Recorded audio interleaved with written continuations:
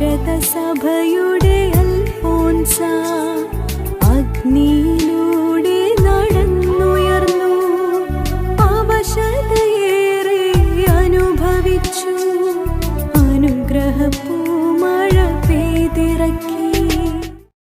ഇരുകാലുകളും തളർന്നു പോയ ആ സഹോദരനെ ചുമലിലേറ്റി അവൾ നടന്നപ്പോൾ അത് കണ്ട കുറച്ചു പേരൊക്കെ അവളോട് പറഞ്ഞു, എന്തിനാണ് നീ ഈ ഭാരവും ചുമലിലേറ്റി നടക്കുന്നത്? തിരിഞ്ഞു നിന്ന് ഒരു ചെറു പുഞ്ചിരിയോടുകൂടി അവളുടെ മറുപടി ഇത്രയേ ഉണ്ടായിരുന്നുള്ളൂ, ഇതെൻ്റെ ഭാരമല്ല, ഇതെൻ്റെ സഹോദരനാണ്.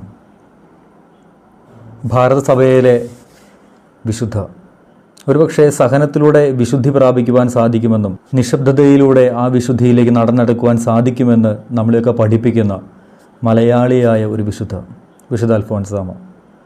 സാധാരണഗതിയിൽ നമ്മൾ മരണ ദിവസമാണ് അവരുടെ തിരുനാളായി നമ്മൾ ആഘോഷിക്കാറ്, അനുസ്മരിക്കാറ്.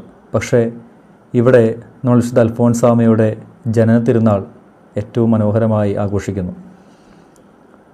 ഭാരമല്ല സഹനം, തിരിച്ച് അതെന്നെ ദൈവത്തിലേക്ക് അടുപ്പിക്കുന്ന മാർഗമാണെന്ന് തിരിച്ചറിഞ്ഞ ഒരു വിശുദ്ധ. ഒരു കൊച്ചു മഠത്തിൻ്റെ 4 ചുവരുകൾക്കുള്ളിൽ അവൾ ജീവിച്ചപ്പോൾ ഒന്നുമല്ലാതിരുന്ന ഒരു കുടുംബത്തിൽ നിന്നും ചെറിയൊരു പ്രതീക്ഷയുടെ പുൽനാമ്പ് വെളിച്ചത്തിലൂടെ അവൾ ആ മഠത്തിലേക്ക് നടന്നെടുത്തു. ആഗ്രഹങ്ങളും വീട്ടുകാർ വച്ച് നീട്ടിയ ആ വലിയ സന്തോഷ സൗഭാഗ്യം നിറഞ്ഞ കുടുംബജീവിതം എന്ന കൺസെപ്റ്റും അവളോട് മാറ്റിവെച്ചുകൊണ്ട് ആ സന്യാസത്തിലേക്ക് അവൾ അടുത്തത് തീർച്ചയായും ഈ സഹനത്തിൻ്റെ മാതൃക നമ്മളെ എല്ലാവരെയും പഠിപ്പിക്കാൻ വേണ്ടി തന്നെയാണ്. സഹനം എന്നത് എനിക്കൊരു ഭാരമായി മാറുന്നത് അത് അംഗീകരിക്കുവാനും അത് സ്വീകരിക്കുവാനും ഞാൻ എന്നെ തന്നെ ഒരുക്കാത്തപ്പോൾ അത് എനിക്ക് ഭാരമല്ലാതായി തീരും.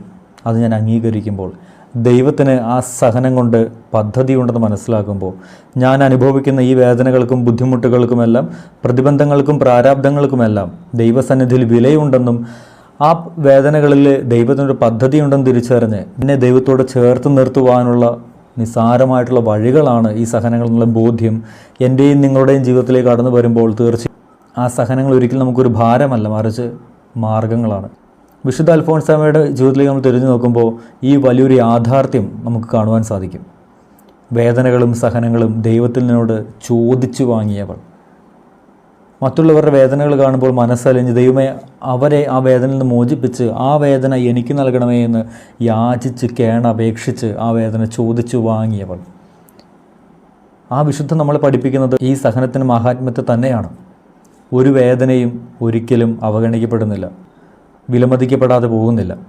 അതുതന്നെയാണ് വിശുദ്ധ അൽഫോൻസ നമ്മളെല്ലാവരെയും പഠിപ്പിക്കുന്നത്. അപ്പോൾ വേദനകളുണ്ടാവുക, ബുദ്ധിമുട്ടുകളുണ്ടാകുക, വിഷമങ്ങളിലൂടെയും സഹനങ്ങളിലൂടെയും കടന്നു പോവുക എന്നുള്ളത് ഈ ലോകത്തിൽ നമ്മൾ ജീവിച്ചിരിക്കുന്നിടത്തോളം കാലം നമുക്ക് ഒഴിവാക്കാനാവാത്തത് തന്നെയാണ്. ഉറപ്പായും നമ്മളെല്ലാവരും വ്യത്യസ്തങ്ങളായിട്ടുള്ള പല രീതിയിലുള്ള വേദനകളിലൂടെ കടന്നു പോകുന്നവരാണ് നമ്മളെല്ലാവരും. അപ്പോൾ ഈ വ്യത്യസ്തമായിട്ടുള്ള വേദനയോടെ കടന്നു പോകുമ്പോൾ എന്തു മനോഭാവമാണ് എനിക്കവിടെ വേണ്ടതെന്ന് വിശുദ്ധ അൽഫോൻസ എന്നെ പഠിപ്പിക്കുന്നുണ്ട്. എൻ്റെ ദൈവത്തിൻ്റെ വേദനയോട് ചേർത്ത് വെച്ചുകൊണ്ട് എൻ്റെ കർത്താവിൻ്റെ പീഡാസഹന വേളയിലേക്ക് ആ വേദന കൂടി പങ്കുവെച്ചുകൊണ്ട് അതിൻ്റെ ഒരു ഭാഗം ഞാൻ സ്വീകരിക്കുന്നു എന്ന് ഏറ്റുപറഞ്ഞുകൊണ്ട് ആ ബോധ്യത്തോടു കൂടി ദൈവത്തിൻ്റെ സന്നിധിയിൽ ആ ദൈവത്തിൻ്റെ വേദന ഏറ്റുവാങ്ങുവാനും അതിൽ പങ്കുകൊള്ളുവാനുമുള്ള ഒരു അവസരമാണ് ഓരോ വേദനകളും ഓരോ സഹനങ്ങളും എനിക്കായിട്ടുള്ളത്. പക്ഷേ ആ ബോധ്യം പലപ്പോഴും നമുക്കാർക്കും ഇല്ലാതെ പോകുന്നുണ്ടെന്നുള്ളതാണ്. പലപ്പോഴും ഇത്തരത്തിലുള്ള വേദനകളും ബുദ്ധിമുട്ടുകളും വരുമ്പോൾ അറിയാതെയാണെങ്കിലും ചെറുതായിട്ടൊരു കുറ്റപ്പെടുത്തലിൻ്റെയും കുറ്റം പറയലിൻ്റെയും പരിഭവപ്പെടലിൻ്റെയും രീതിയിലേക്ക് നമ്മൾ പോകുന്നതിൻ്റെ പ്രധാനപ്പെട്ട കാരണം. പ്രിയമുള്ളവരെ, നമ്മൾ ഈ അൽഫോൻസാമയുടെ ജനന തിരുനാൾ ആഘോഷിക്കുവാൻ ഒരുങ്ങുമ്പോൾ ഏറ്റവും മനോഹരമായ ഏറ്റവും ആത്മാർത്ഥമായിട്ട് നമുക്ക് പ്രാർത്ഥിക്കാം, ഈശോയെ വിശുദ്ധ അൽഫോൻസയെ പോലെ സഹനങ്ങളെ കുസുമങ്ങളാക്കുവാനും വേദനകളെ നിന്നോട് ചേർത്ത് വയ്ക്കുന്ന കൊച്ചു കൊച്ചു മാർഗ്ഗദീപങ്ങളാക്കുവാനും ഞങ്ങളെ അനുഗ്രഹിക്കണമേ എന്ന്.